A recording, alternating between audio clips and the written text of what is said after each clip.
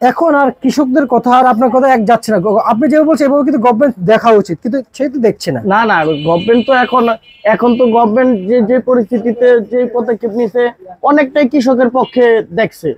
পেঁয়াজের সংকট থাকা গেল কয়েকদিন ধরে এলসির গুঞ্জন উঠেছিল, এবার যেন পেঁয়াজ আর নেই সংকট, প্রতিনিয়ত পর্যাপ্ত পরিমাণ আমদানি হচ্ছে এবং এই আমদানি এবং দেশে কি পরিমাণ পেঁয়াজ আছে এ বিষয়ে জানবো আমরা সরাসরি ব্যবসায়ীদের সঙ্গে। আসসালামু আলাইকুম। ওয়ালাইকুম আসসালাম ভাই, কেমন আছেন? এই তো আলহামদুলিল্লাহ ভালো। আপনাদের যে পেঁয়াজ আমরা গেল কয়েকদিন আগে দেখেছি যে মার্কেটে একবারে আমদানি কম ছিল, সবাই এলসির গুঞ্জন উঠিয়ে দিয়েছি, এলসি প্রয়োজন হবে, কিন্তু এই মুহূর্তে আপনারা সেই বিষয়টা কেমন দেখছেন? কেমন আমদানি চলছে? এখন পর্যন্ত পরিমাণে আমদানি আছে, আর বেশি দিন রাখা যাবে না। এখন পেঁয়াজের মধ্যে গাছ বাইরে যেতেছে হালকা পাতলা, বুঝছেন? আচ্ছা আচ্ছা আচ্ছা আচ্ছা, মানে হালকা পাতলা গাছ বাইরে যাইতেছে। হ্যাঁ হ্যাঁ হ্যাঁ, মানে এই সমস্ত পেঁয়াজ ধরে রাখা যাবে না? না না, এখন আর ধরে রাখার সময় নাই। বাজার 2 টাকা কমলেও বিক্রি করতে হবে, বাড়লেও বিক্রি করতে হবে, এখন রাখার কোনো সিস্টেম নাই, আর কোনো অপশন নাই। না না।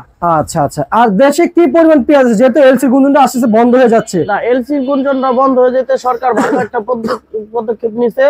এলসি এই মুহূর্তে দিলে এই কৃষকরা তো মনে করেন আর মাঠে আছে 15 থেকে 20 দিন। আচ্ছা আচ্ছা, আর যারা নতুন মুড়ি কাটা পেঁয়াজ জানবো, হ্যাঁ গোটা নিয়ে হইলো সাবজেক্ট। আচ্ছা ঠিক আছে, বুঝতে পারছি। ওনারা মনে করেন প্রথম 60 বেচবো, 70 বেচবো, তারপরে বেচতে বেচতে 40 টাকা কেজি আইসা পড়বো পেঁয়াজের বাজার। পেঁয়াজের বাজার, হ্যাঁ অবশ্যই 40 টাকা আসবে। আচ্ছা আচ্ছা আচ্ছা, কারণ পর্যাপ্ত পরিমাণে পেঁয়াজ করছে, বলছে এবার বীজের দাম কম ছিল, মাঝে আবার একটু বাড়ছে, এখন আবার কমছে, এইভাবে চলতেছে। ভাই আমার মনে হয় কি আমাদের দেশে যে কৃষক রয়েছেন, কৃষকের রসুন দিয়ে কিছু দাম পাওয়া সরকার উচিত। যদি 100% গ্যারান্টি দেয় আমাদের দেশের পেঁয়াজ আমাদের দেশেই 12 মাস চলে যাব, যে বাইরের কোনো পেঁয়াজ আনবো না।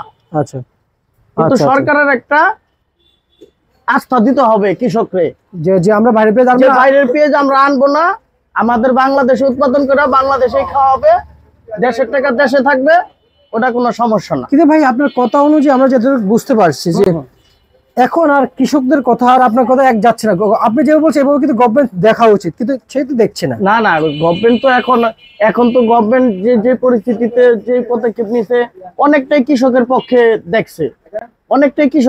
দেখছে, ইনপুটারগো প্রতি আগ্রহ রাখে নাই বেশি, কারণ 1 মাস পরে হলো আপনার নতুন পেঁয়াজের আমদানি হবে। নতুন পেঁয়াজের আমদানি হলে হলো হাজার হাজার মন আমদানি হবে প্রত্যেক দিন। ঠিক আছে, বুঝতে পারছি। তাহলে এবার বলেন যে তামা বিল দিয়ে তাহলে কেন এলসি ঢুকছে? সেটা ঢুকে তো বাজার, সেটা তো আগ্রহ বাইরে যায়, ইনপুটাররা কাছাকাছি নিয়ে আসে মালটা, ওই মালটা তারপর ব্যাগ যায় বাজার নষ্ট হয়ে যাবো, কোন রকম ভাবে একটু অন্যভাবে মালটা আসে।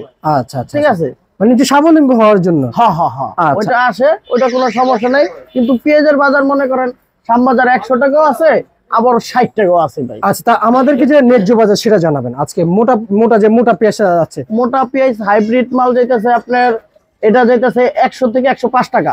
আচ্ছা আচ্ছা আচ্ছা আচ্ছা, হাইব্রিড। হ্যাঁ হ্যাঁ, আর যে মোটা ছাড়া মিডিয়ামটা যাইতেছে আপনার 90 থেকে 95 টাকা। 90 থেকে 95 টাকা আজকে বিক্রি চলছে। আর মাছলাটা যাইতেছে আপনার 80 থেকে 85।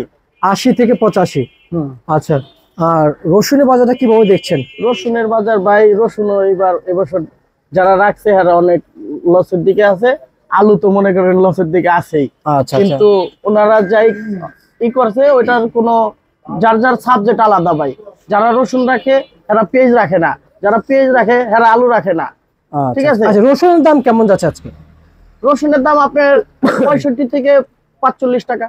আচ্ছা আচ্ছা, সর্বোচ্চ সর্বনিম্ন। আর আলুর দাম কেমন আছে? আলুর দাম আছে আপনার 12 থেকে 18 টাকা। 12 থেকে 18 টাকা, 70 টাকা।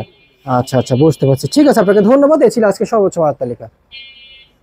আপনি একটু চেয়ারে বসেন, আপনার সাথে ভালো সংবাদ নিতে পারবো, বুঝছেন? আপনার কাছে